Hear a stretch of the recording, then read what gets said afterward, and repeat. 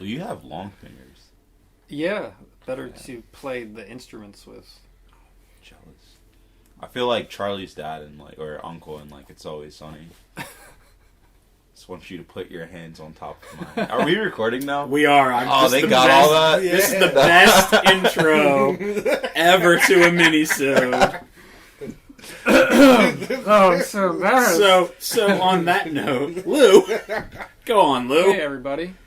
I want to get your feedback on something. There is this article I saw the other day, just made me pretty feel ways about things. If that's a sentence. Is that a sentence? Holy I don't all know. the feel. Tone it All the down. feel, tone it down a little bit, getting a Hashtag little too tone it hot in here.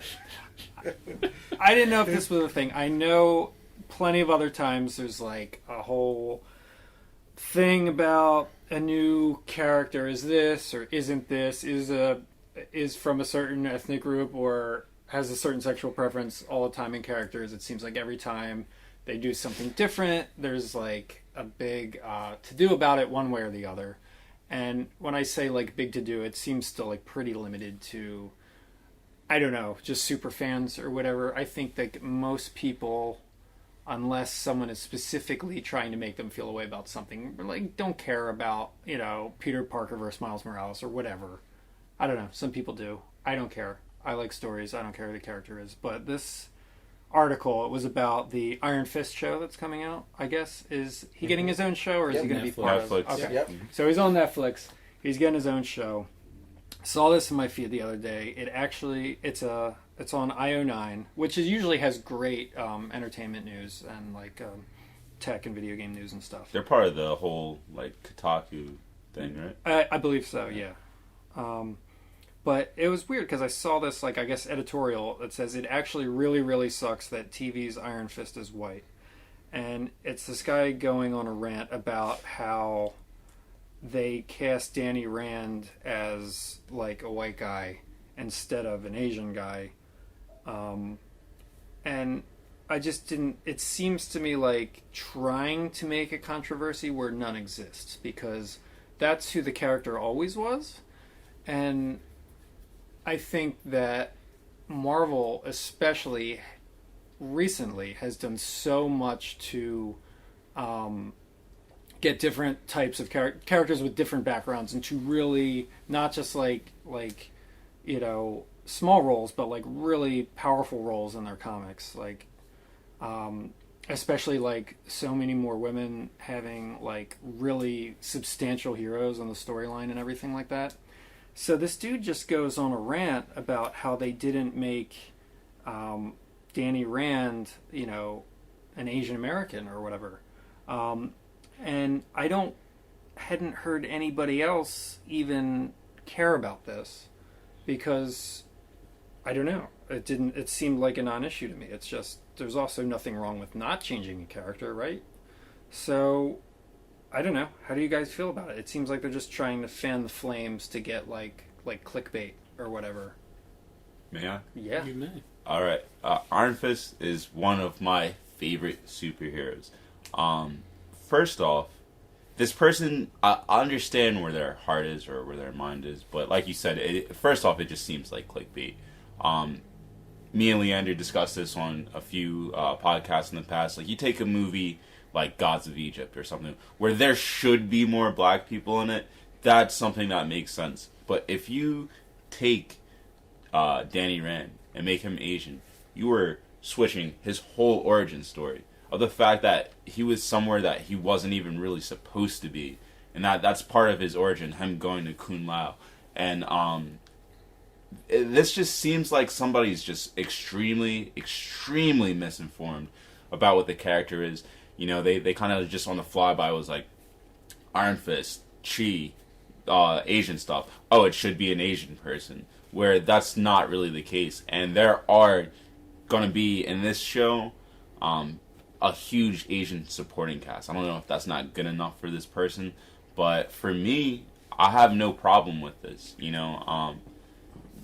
I do think, sometimes actors of a certain race or a certain color don't get the due that they're supposed to get, such as taking this out of comic books, but casting Scarlett Johansson in Ghost in the Shell. That's something where I understand you're casting an Asian character with a super Asian name as a white female. Danny Rand doesn't even really sound like an Asian guy, nor has he been to any of the Iron Fist comics that I've read. This is frustrating for me because I agree with you. I think Marvel has gone out of their way to make roles for all different types of ethnicities, especially if we're just talking about Daredevil. I feel like for Elektra, they didn't go and try and find like a Latina or a white person. They found the best person for that role, Yeah, and I really think that's what they're all about. And Marvel, who's making this series, who's spearheading this series, whose property this is, were the ones to start the talks for a Miles Morales Spider-Man movie. It was Sony who owns the rights to shut that down for at least the next 10 years. I agree. It's just clickbait. It's nothing more than that. I feel like this has taken way too much precedence over what the actual point of these shows are, and that's to bring entertainment and to do justice to the show for the fans and for the people that enjoy Marvel. Yeah, and I mean, yeah, I thought it was really unfair because that's, like they are trying, and I think they were on record as they were in a can't win situation or something like that, which the author says is bullshit. But it kind of is true because, I mean, if you have, it's a self-fulfilling prophecy because if you have people like that who are going to hold a torch for like these non-arguments or like non-issues, then of course you're in a can't-win situation because like you can stay faithful to the character for the fans or you can try to appease, because someone could get mad no matter what. Like someone's going to get mad about everything no matter what, and that's comic fans for you. Can't please them. Now, if they were taking a character that historically was Asian and making them white, that's one thing. Yeah. But they're taking a character who is a white guy that went somewhere in Asia and ended up in this mystic land where he wasn't supposed to be. And that is his origin story. Yeah. You can't really... I mean, you could switch it, but when you switch stuff like that, you end up with the early thousands Daredevil. When you take all those liberties, you end up with something where these people that probably aren't that excited for the show or even really care about the show, they're happy, but your core fan base doesn't even care about this show. They don't even want to watch this show. And they might check out an episode or two on Netflix and be like, oh, cool, they got an Asian guy. But how much do they really care? I think as far as that, I think it would depend on how good it is. Like, if they did, they could have done it. You know what I mean? And if they did do it, like another example, I guess, the Dark Tower. I don't know, are any of you guys fans of the Dark Tower? Never read it. All right. Never finished it. Dark Tower, that's fine. Don't ever finish it. I've heard that. You're talking about the novels, right? Yep. I mean, the comics were garbage, except for the first series, I think. I've heard that too. Which was really good. The art stayed good for several of the comics, but anyway, the original books. Lee. Yeah, the Jay Lee stuff. Because they eventually got a guy to replace him who was like Jay Lee Jr. Not really, but like trying to do exactly what Jay Lee was, but just not really. Bring in the junior. Yeah. Like the understudy. I don't know. I feel bad. It wasn't terrible, but it wasn't, it was good. That series, they...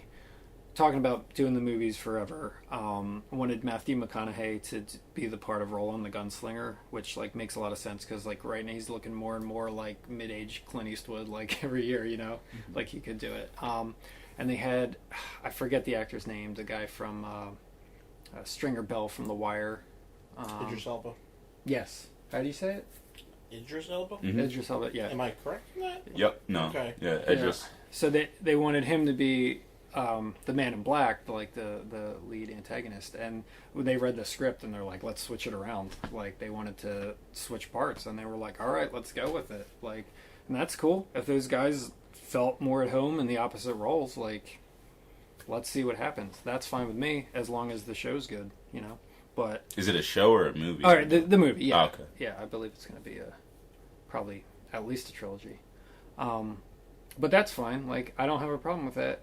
So I wouldn't have had a problem probably if they made Danny Rand, Asian American. But I think it's really shitty to demonize a company for not trying to predict what people would get mad at on the internet, and then bending to that. I agree with that. I mean, I hope I didn't come off the wrong. Like, I wouldn't have a problem with an No, Asian you Danny didn't come Rand, off but, like that when at you're all. like, You're terrible. it has to be an Asian Danny Rand. Like, that's like it'd be different if they're taking I don't know, who's a popular white guy nowadays. White guy, huh? Give me a popular white guy. Popular white guy. You have like what's the guy from High School Musical? I don't even know. Zac Efron as Efron Black. is your popular Yeah. white guy? He's a pretty popular white guy. Not He's like still got Leonardo his- DiCaprio or like... Nah, he's kind of Zac old Efron. news. He already got his Oscar, so we're going with we're Zac done Efron. with him now. Yeah. We're done. Yeah. Zac Efron as Black Panther. Like, that's an issue. That's not what's happening right now. Ryan Reynolds as Black Panther. But no, yeah, I'm totally with you. And I mean, I feel like you can't, to a certain extent, you do make fans happy and people, but make the fans happy. Like, first have creative integrity. That's like layer one of good thing. Then have fan service layered on top of that. Like once you feel you've created a good thing, do that first. Then make the fans happy. Pay service to the fans. Then, if you have time, maybe worry about people on the internet. But in general, fuck those people. Sorry. I want to add another hashtag fuck those people in. Hashtag fuck those people.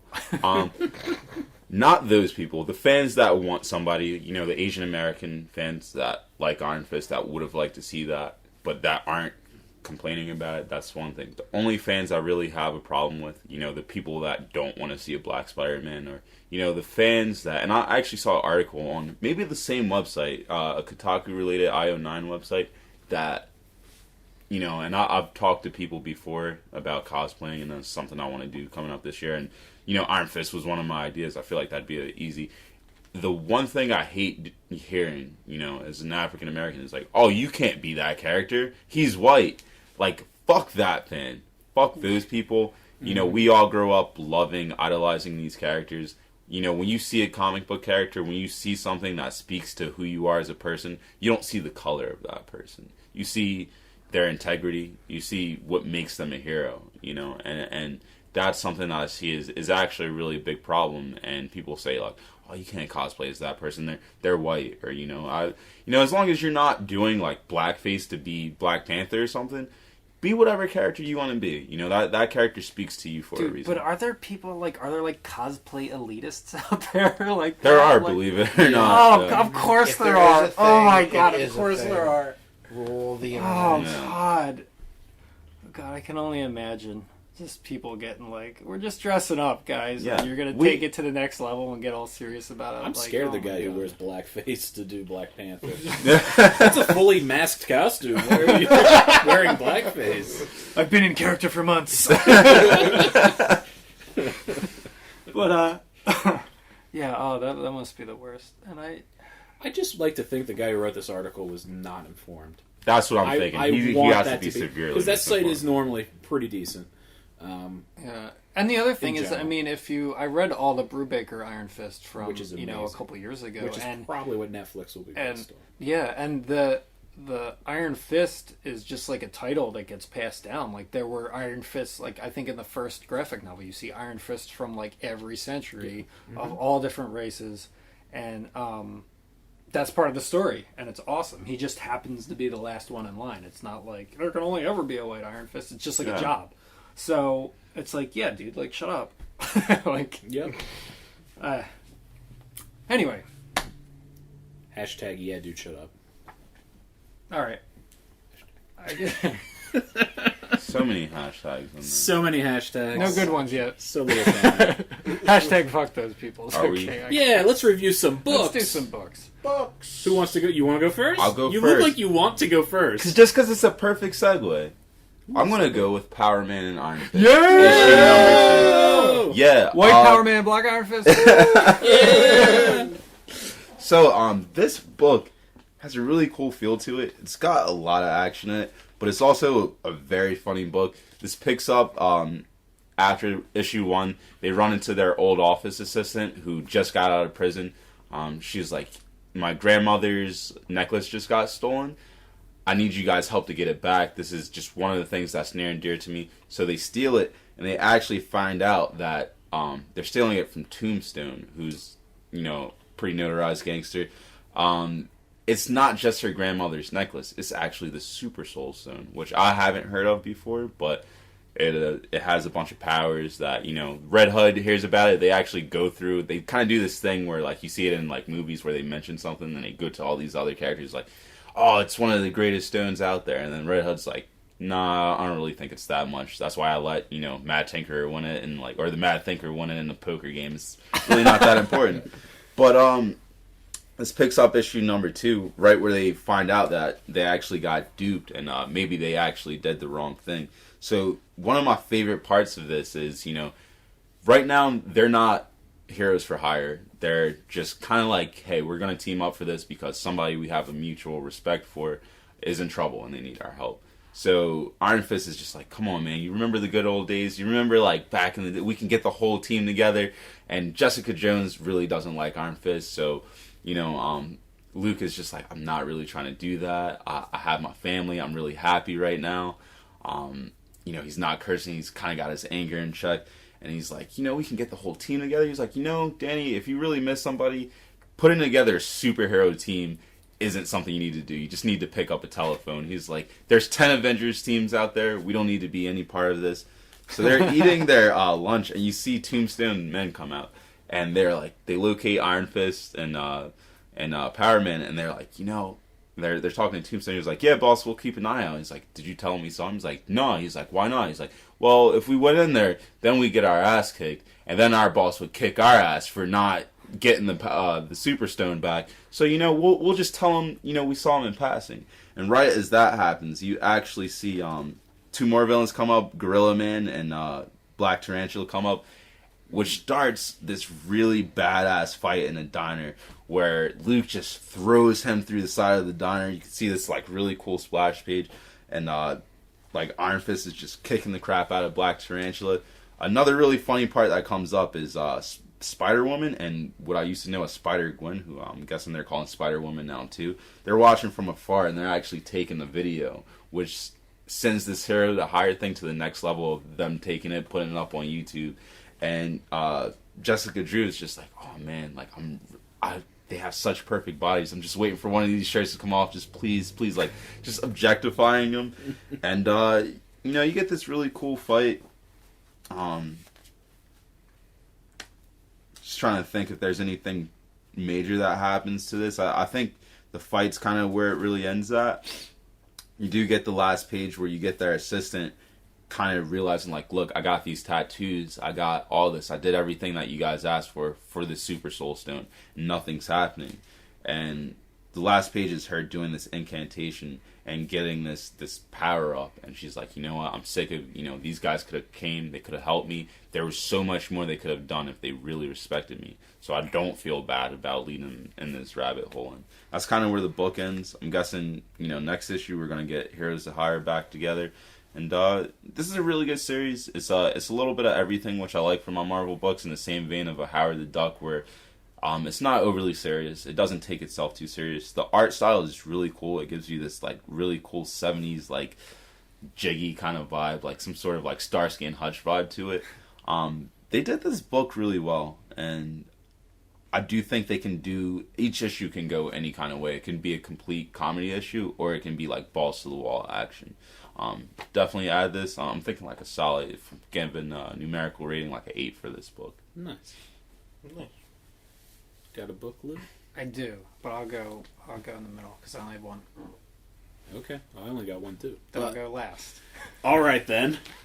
Well, I have 2, but one that I'm going to actually. You lied. I'm just going to say real quick. I read The Shadow Glass by Dark Horse. Shadow Glass #1. It's a mini-series. It was pretty good, but it's not like the most amazing book to review. It's one of those ones where when you read it as a whole, it might be really good. It might be very good when it's out in trade. But right now, I didn't really think it was a lot to talk about. But what I do have is The Adventures of Archer and Armstrong from Valiant. And Archer and Armstrong is a weird, eclectic duo where Armstrong is immortal and he's been a drunk and screwing up things for millennia.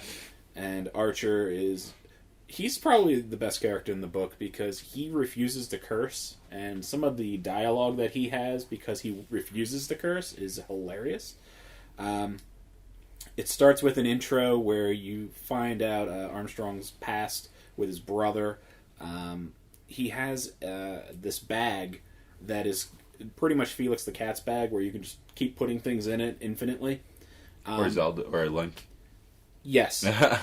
So they're beating up like mafia goons back in like the 20s or something, and he's like just stealing the wine and the booze and putting it in his infinite bag. And there's a locket that ends up going missing throughout the story, and he realizes it's somewhere in his bag. So he actually climbs into his bag and goes to look for it and leaves a note like, "Hey, I'll be back." And Archer just thinks he's like, fucking off. So monsters start climbing out of the bag, and like fishmen and like weird monsters, and Archer just beats the crap out of them. He's like, what is this? What am I doing? And they're like, I don't know, we've never been able to escape the bag. So he goes into the bag after him. It's huge, it's like a whole world, and he goes to try to find him. And I won't go into too much detail beyond that. It's very silly. I've never read Archer and Armstrong from the rebooted Valiant. A lot of people said it was funny. It is funny. It was pretty good. Very different, very weird, and I would like to check out more going forward. Valiant I really like. I've read some of their serious stuff. I tend to like their funny stuff better, like Quantum and Woody in this. Just a weird book. Very weird book, but it was fun. I just have so many memories of when we opened the comic book store, just so much rows and rows and rows of Archer and Armstrong from like the late 80s, early 90s. Mm-hmm. So much. It's a weird book, but it's a pretty good book. If I had to give it a numerical score, I would probably say it's like a 7. I don't think it's for everybody, but if you like that kind of comedy book, it's great. It's very weird. Now, is it something where it's like comedy blended with that action, or is it? There's mainly... tons of action. Okay. There are people getting the crap kicked out of them the whole time. There's these little goblins that live in his bag that are like underlings, and when Archer goes after them, he's like breaking their fingers, and they're like, "Look, we're just goblins. Like, leave us alone." He's probably through that door. We never go through that door. He'll murder us if we go through that door. So it's just weird. It's just weird and different, and it's probably worth checking out if you like humor and action fused together. Nice. Mm-hmm. All right, I guess. Just do it, man. All right, I'm going. All right. This is a vintage review. Whoa! And I gotta say that I did not get this book at 30 North Main Street, the comic book store in Glassboro, New Jersey. Actually, there's a guy outside the Brooklyn Planet Fitness who sells comics on Saturday.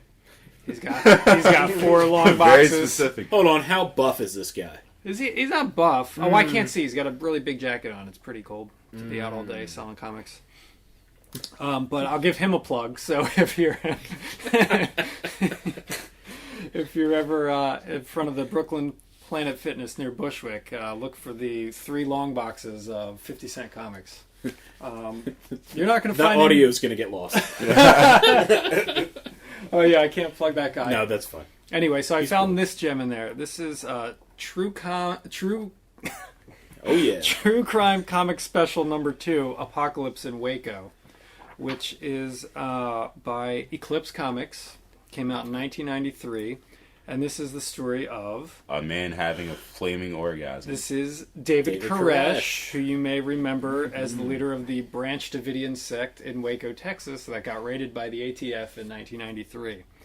Or 92, I guess. I'm sorry, kids. You're going to learn something. Yeah, you're going to learn something. Yeah, All I didn't know. Yeah, this is You a don't know? true story. This is the kind of shit you cannot make up. Like, this shit is legit nuts. I really thought that was Weird Al Yankovic on the So cover. did I. Until I saw Waco. Yeah. Wonderful. It does cover. look like Weird Al. I guess this is kind of what he looked like. All I remember, I guess this happened when I was in, 3rd or 4th grade or something. I just remember this picture it has on the cover of this like compound just burning in the desert, like on news, like repeat 24/7 growing up. And I never really knew. I knew the name David Koresh and I knew all that stuff, but I was like, you know what? For 50 cents, I'm gonna learn a little bit more. So I bought the comic, and yeah, it's not too badly done. I mean, they take some like silly liberties with like him growing up, you know, David Koresh growing up. His real name's something else, and then they get into how how he basically had this cult in this compound in Waco, Texas, where he was like, you know, recruit, you know, typical cult leader stuff. He thought he was, you know, the second coming, and he was recruiting all these people, and they were just stockpiling massive amounts of weapons in this place for like the final showdown. And so the ATF raided the place, but there was like all these women and children in there. And they were just like outgunned the first time they tried to do it. It was like 2 of the cultists died and 4 of the ATF agents died in this huge firefight. And then they were like, well, that was a bad idea. So they had like a 30 or 60 day standoff, like where he just basically had everyone in there at ransom. They didn't want to raid it because they knew how much firepower they were packing. But, you know, no one was budging, and eventually they were going to raid it.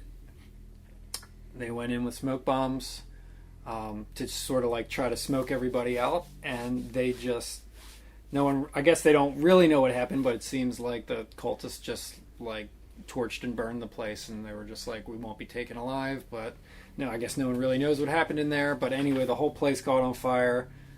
Crazy story. Lots of people died. It's nuts. That's nuts. So I gotta say, I learned a lot for 50 cents. That's awesome. Wow. Awesome. Who was like, you know, a good format for this is a comic book. Yeah. Like, that's just bizarre. Because you're not, I mean, I'm sure there's books about this guy, but you don't really need to give this dude like a whole book, because it's pretty much your like stock, like, I'm Jesus come back and risen, you know, like end times apocalypse cult leader type scenario. So it gives you just enough background, and then it just gets to the action. And I guess it's kind of, yeah, it's very interesting stuff. Really sad, you know, they had what he did. Yeah. But, you know, they got Janet Reno in here. All the stars. Whoa, Janet Reno. The Janet Reno. The Janet Reno. Yeah, so, you know, interesting read.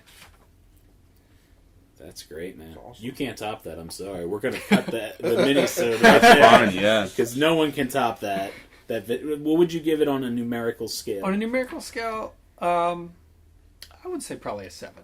7. Like it could have does been work. written. It could have been written a little better. I mean, the art's good enough for what it is. It's not bad art. It's black and white, but it really tells the story. You know, it combines action scenes with like facts of what happened. You know, at the end. So I guess if you're going to do something like this, that's pretty much the way to do it. And of course, it says the end with a question mark, because a lot of the bodies were never found or identified. Like a lot of them were just considered missing. So the end question mark, I guess, remains to be seen. Craziness. Well, thank you for listening. Lou, thank you for the classic gem. and everybody died horribly in a fire. The end. The end. Yeah. And thank you for checking us out. Go to our YouTube. Full experience. All that jazz. The end? The end.